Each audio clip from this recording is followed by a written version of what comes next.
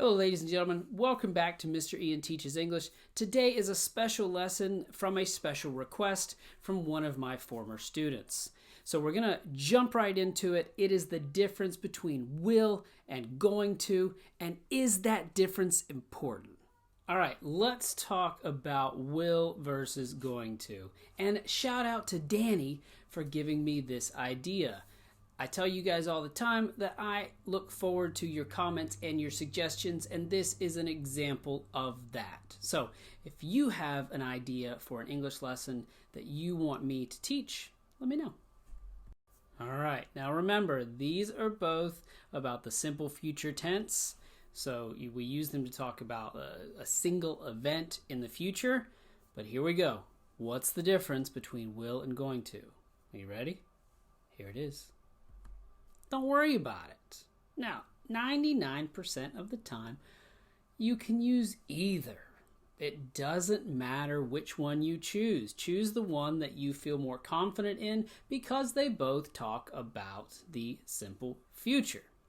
And nobody wants you to sit in the store or at the bank and think, is it I will or I'm going to? Oh no, what should I say? Don't worry about it. But I hear you. You say, Mr. Ian, please, I know there's a difference. My teacher at home told me there was a difference. Please tell me what is the difference. All right, here we go. I'll tell you. The difference between will and going to is this. Will is used for spontaneous decisions.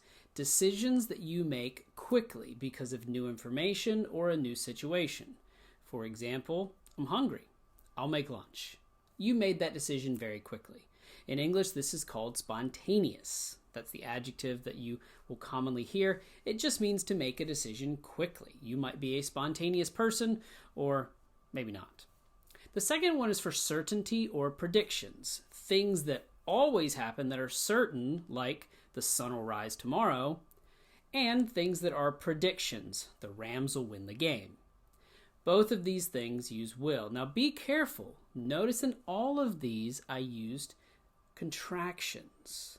It is important that you use these contractions because native English speakers simply don't use the full forms. And if your teacher is telling you to use the full forms,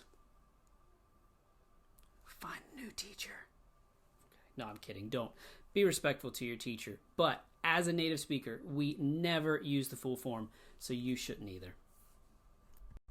Going to. What is going to? Going to is used more for plans or expectations. Things that you are thinking about doing in the future, and if nothing changes, that's what will happen. So, for example, I'm going to visit my mom on Saturday. Another example, he's going to come around 5. And the third one, they're going to wait until this evening. All three of these talk about something that is planned, not something that is certain, not something that is spontaneous like will, but something that is planned. Okay? Now, this is exciting. This is a bonus lesson. You don't have to pay for this one. This one is free, and it's not commonly taught. This is, notice, was or were. This is the past tense with going to and the base verb. We use this for plans that didn't happen.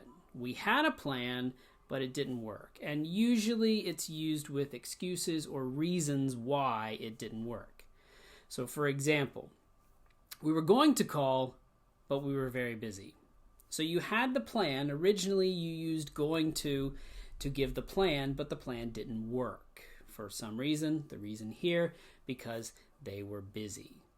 Another example. He was going to finish early, but his boss told him to stay.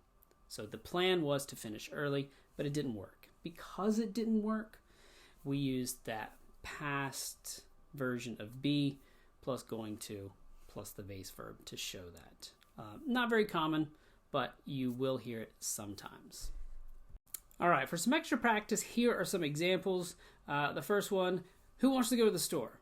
I'll go. All right, notice here in this one, this is a spontaneous decision. Somebody in your house offers to go to the store, and you spontaneously respond. So it's more natural to use will for that. The second one, I'm going to work on it this weekend. This is a plan that you have, so using going to. Number 3, the rain will start this afternoon. This would be a prediction. Not a certainty because rain is weather and we can never tell about the weather, but it is a prediction. The next one, number 4, he's going to call after class ends. So here this would be a plan. Maybe they told you what they are planning to do. Is it guaranteed? Is it certain? No. It is a plan that he has. Can you come here? I'll be right there. Again, a spontaneous response. And notice there is a pattern here of somebody asking a question and then you responding to it using that will. The next one, time will pass quickly when you're a parent. This is a prediction, or in my experience, this is a certainty. Next one, I'm going to become a doctor one day. This is a plan for the future, and maybe your plan. Who wants some pizza? I'll take a slice. So again, spontaneous decision following a question that was given to you.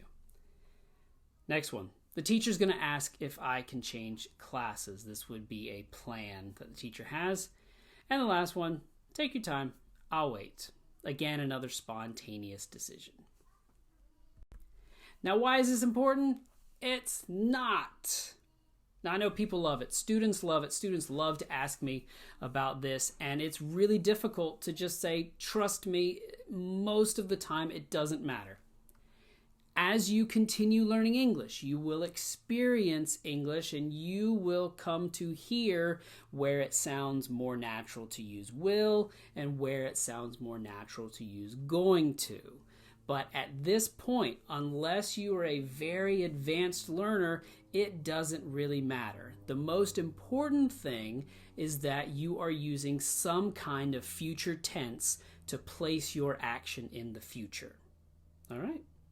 Gentlemen, thank you so much for watching. As you heard already in this video, this was a request. So if you have a request, a question that you have about English, please put that down in the comments. Go ahead as well, ask questions if you didn't think I was completely clear. Put that in the comments. Give some examples if you like as well. So I'm here to help you learn English. That is my job. That is my duty. So please let me know if there's anything that you need. Until next time, we'll see you.